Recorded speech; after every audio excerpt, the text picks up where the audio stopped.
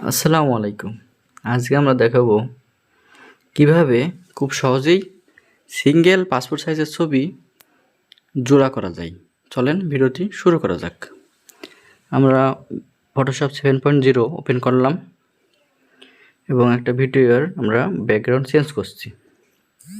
Background change করা হয়ে গেল এবং আমরা একটু অন্যরকম কালার দিতে চাচ্ছি। কালারটা দিয়ে দিলাম।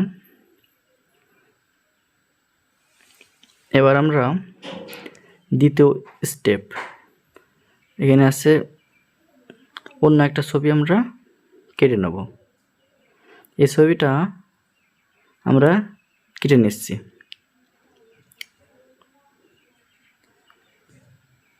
তো এই ছবিটা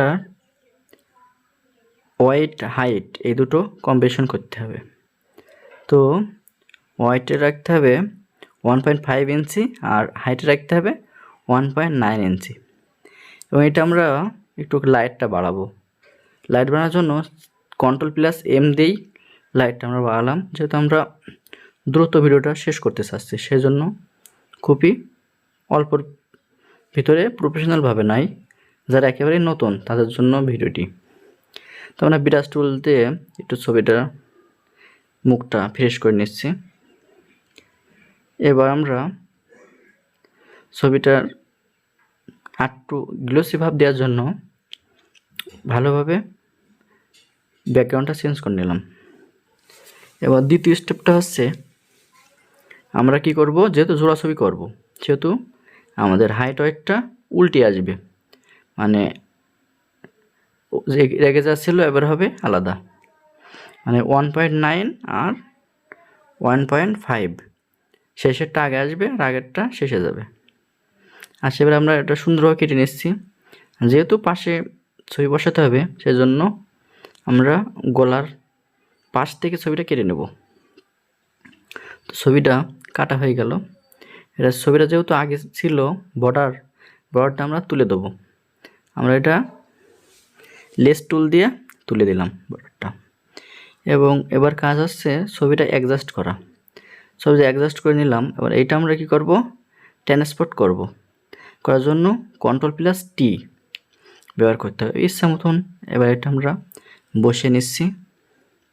তো ইচ্ছা মতন সুন্দরভাবে বসিয়ে নেওয়া হয়েছে। এবার আমরা কি করব, দুইটা বডি এক জায়গায় করার জন্য আমরা ওই লেস টুল দিয়ে একটু এক জায়গায় করে নেব। নিয়ে ডিলিট বাটন চাপলে এক জায়গায় হয়ে যাবে, মনে হবে না পাশ থেকে ছবিটা তোলা। তো হয়ে গেল। এবং এটা আমরা জয়েন করার জন্য আমরা কিবোর্ডের Ctrl+Shift+E চাপ দেবো, তাহলে এটা আমাদের লেয়ারটা একসাথে যোগ হয়ে যাবে। তো এবং দ্বিতীয় স্টেপটা হচ্ছে আমরা কি করব, ছবিটা ফুল মার্ক করে নেব, নিয়ে বর্ডার দেব। সাদা ছিল আমরা কালো দিলাম। এবং এটার হচ্ছে মাঝে থাকবে, সেন্টার থাকবে এবং নিচেই নর্মাল মোড হবে, আর ওই জায়গায় 3 দিতে হবে। আর অপোজিটে আমরা 0 রাখবো, দিয়ে ওকে চাপলেই হয়ে যাবে। এবার Ctrl+D চেপে আমরা দাগটা তুলে দেবো। তো এবং শেষে যে স্টেপ, এখন আমাদের ছবির একটা প্রিন্ট করার জন্য একটা নতুন পেজ নিতে হবে। Ctrl+N নিয়ে নিলাম। এবার আমরা ইচ্ছা মতন ছবিটা সাজিয়ে নেব, যে আমরা কয়টা প্রিন্ট করব সেই অনুযায়ী আমরা ছবিটা সাজিয়ে নিলাম। এবার আমাদের কাজটা হচ্ছে প্রিন্ট দেওয়া। ছবিটা আমার যে কটা ইচ্ছা সাজিয়ে নিতে পারবো, সমস্যা নেই। ছবি সাজানোর জন্য আমাদের দিতে হবে Ctrl+Alt চেপে ছবিটা আমরা ইচ্ছা মতন সাজাতে পারবো। ছবি সাজানো শেষ হলে আমরা প্রিন্ট দেবো Ctrl+P দিলেই আমাদের কাজ শেষ। আমাদের ভিডিওটা দেখলে ভালো লাগলে অবশ্যই লাইক করবেন এবং সাবস্ক্রাইব করে পাশে থাকবেন। ভিডিওটা যদি ভালো লাগে তাহলে লাইক বাটন চাপ দিন। ধন্যবাদ ভিডিও দেখার জন্য। আসসালামু আলাইকুম আ রহমতুল্লাহ।